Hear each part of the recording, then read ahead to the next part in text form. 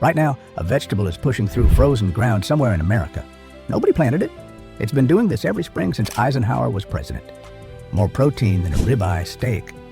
20 years of harvests without replanting, without fertilizer, without asking a single thing from you. Your grandfather didn't buy it. He grew it. He kept it. We lost it right around the time we decided the supermarket knew best. Welcome back to the channel.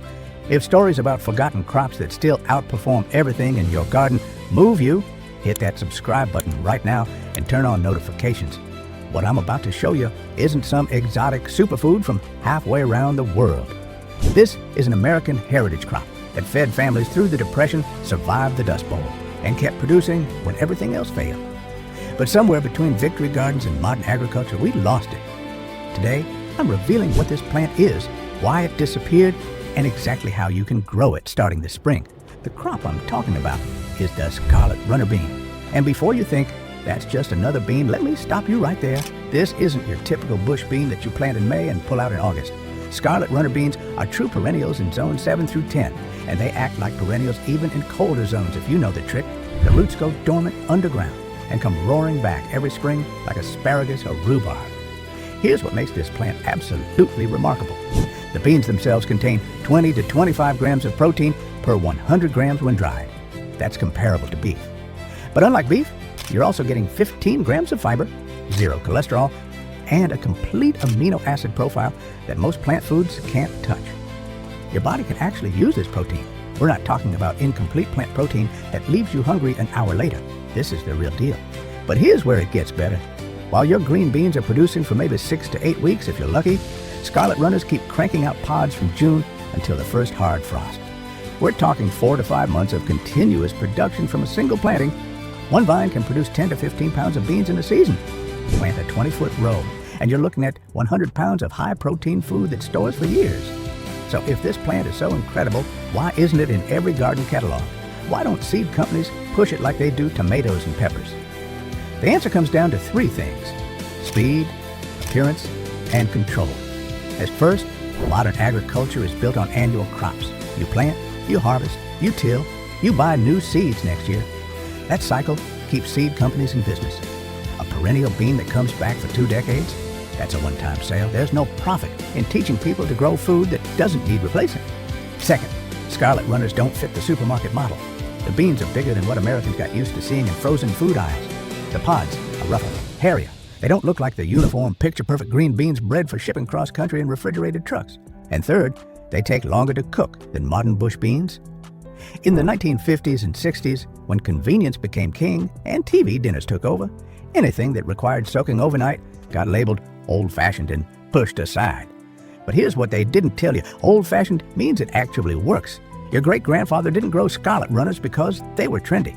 He grew them because when the bank foreclosed on farms across the Midwest, when dust storms buried crops, when money was so tight you couldn't afford to fail, these beans kept producing. They didn't need fertilizer. They didn't need pesticides. They didn't need perfect soil or constant attention. They just grew. Let me tell you what else makes scarlet runner beans different from everything else in your garden. Nitrogen fixation. Like all legumes, these plants pull nitrogen straight out of the air and pump it into your soil. But because they're perennial, they build up massive root systems that can fix 100 to 200 pounds of nitrogen per acre per year. That's free fertilizer for everything you plant nearby. Your corn loves it. Your tomatoes love it. Your soil gets richer every single year instead of more depleted. Drought tolerance. Once established, scarlet runners have tap roots that go down 3 to 4 feet. They're accessing moisture that your shallow-rooted vegetables can't reach. During the dry spells that wilt your green beans, scarlet runners keep flowering and setting pods like nothing happened. I've seen these plants go 2 weeks without rain in July and still produce. Pest resistance. Because scarlet runners are tougher and more fibrous than modern beans, most pests leave them alone. Mexican bean beetles that destroy your snap beans? They don't bother with scarlet runners. The texture is too tough for their larvae. And here's something most people don't know. The flowers are edible. Those brilliant red blooms that cover the vines all summer. You can toss them in salads. They taste like sweet, mild beans with a crisp texture. Hummingbirds go absolutely crazy for them too. But the real secret is in the roots. In zone 7 and warmer, those roots stay alive underground all winter. Come March or April, new shoots emerge without you doing a single thing. No tilling, no planting, no buying seeds. the plant just comes back. In colder zones, say zone 5 or 6, the roots often survive if you mulch them heavy in fall. Even if they don't, Scarlet runners self-sow so aggressively that you'll have volunteer plants coming up every spring from beans that fell and overwintered in the soil. Plant it once, harvest for decades. That's not an exaggeration.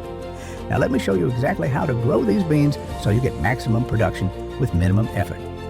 Planting. Wait until your soil hits 60 degrees Fahrenheit. Scarlet runners are more cold tolerant than lima beans, but they won't germinate in cold, wet soil.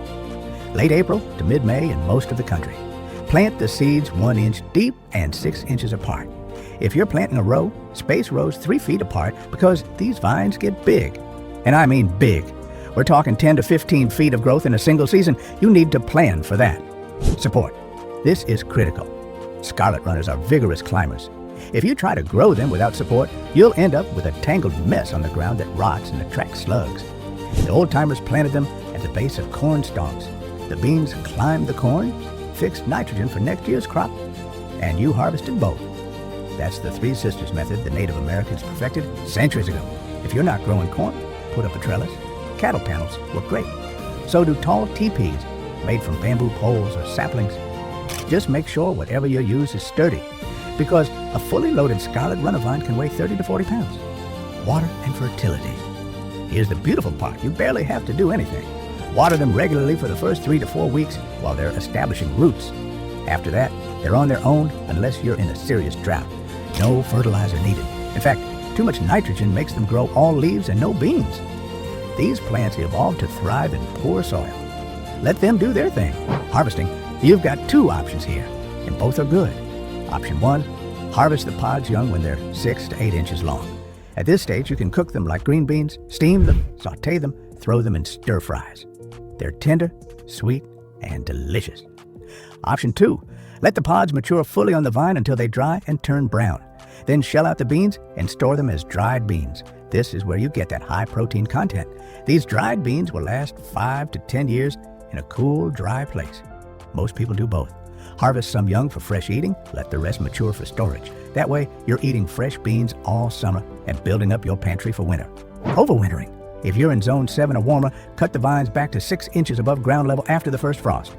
Mulch the roots with 6 to 8 inches of straw or shredded leaves. That's it. Come spring, new growth emerges. In colder zones, you can try the same method, but your success rate depends on how cold your winters get and how well drained your soil is. Wet, cold soil kills the roots. Well-drained soil with heavy mulch often keeps them alive, even in zone 5. If the roots don't survive, don't worry. Let some pods dry on the vine and self-sow.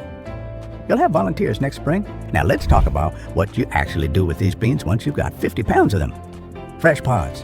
When harvested young, cook them just like green beans. They've got a richer, meatier flavor. Some people say they taste like a cross between green beans and lima beans with a hint of chestnut. Steam them for 5 to 7 minutes, hit them with butter and salt, and you've got a side dish that'll make you forget grocery store green beans exist. Dried beans. This is where scarlet runners really shine. Soak them overnight, 8 to 12 hours. Drain, add fresh water, and simmer for 60 to 90 minutes until tender. They hold their shape better than pinto beans, so they're perfect for chili, soups, and stews. The flavor is rich, almost nutty, with a creamy texture that's closer to butter beans than kidney beans. Here's an old Depression-era recipe that's made a comeback. Scarlet runner bean and ham soup. Soak 2 cups of dried beans overnight. Drain. In a big pot, saute diced onion, carrots, and celery in a little bacon fat or butter. Add the beans, a ham hock or ham bone, 8 cups of water, and a bay leaf. Simmer for 2 hours until the beans are tender and the ham has fallen off the bone. That one pot will feed a family of 4 for 2 days. High protein, filling, and it costs maybe $3 if you're buying the ham hock. During the Depression, meals like this kept families alive. Today, it's just good eating. Here's what I want you to understand about scarlet runner beans and crops like them. We didn't lose these plants because they stopped working. We lost them because modern agriculture decided they didn't fit the system. But that system is showing cracks. Seed prices go up every year. Fertilizer costs have doubled. Pesticides that used to work don't anymore because pests develop resistance. And more people are waking up to the fact that depending entirely on grocery stores and supply chains leaves you vulnerable. Scarlet runner beans represent something different. They represent food independence. Plant them once, and they keep producing. They improve your soil instead of depleting it. They don't need chemicals. They store for years without refrigeration, and they deliver more protein per square foot than almost any other vegetable you can grow. This is the kind of crop that makes sense when you're thinking long term, when you're thinking about building a garden that actually sustains you instead of just giving you a few tomatoes for salads. Your grandfather knew this. His father knew this. Somewhere along the way, we forgot. But you don't have to stay forgotten. So where do you find Scarlet runner bean seeds? Most big box stores don't carry them, but they're not hard to find if you know where to look. Baker Creek Heirloom Seeds has them. So does Seed Savers Exchange. Johnny Selected Seeds carries a variety called Painted Lady that's been grown since the 1820s. You can also check local seed swaps or heirloom gardening groups. A lot of old-timers still grow these beans and save seeds every year. They're usually happy to share. Expect to pay $3 to $5 for a packet of 15 to 20 seeds. That's enough to plant a 10-foot row. And remember, once you grow them, you can save your own seeds forever. You never have to buy them again. Scarlet runner beans are proof that the best crops aren't always the newest ones. Sometimes the best crops are the ones we left behind. Perennial, productive, and damn near indestructible. They deliver as much protein as beef, outproduce green beans by 300%, and come back every spring for 20 years. They fed our grandparents through the hardest times this country has ever seen, and they'll do the same for us if we let them. If this video opened your eyes to a crop you'd never heard of, hit that subscribe button right now. And check out the next video on your screen where I reveal another forgotten American crop that's even more productive than this one. Thanks for watching, and I'll see you in the next one.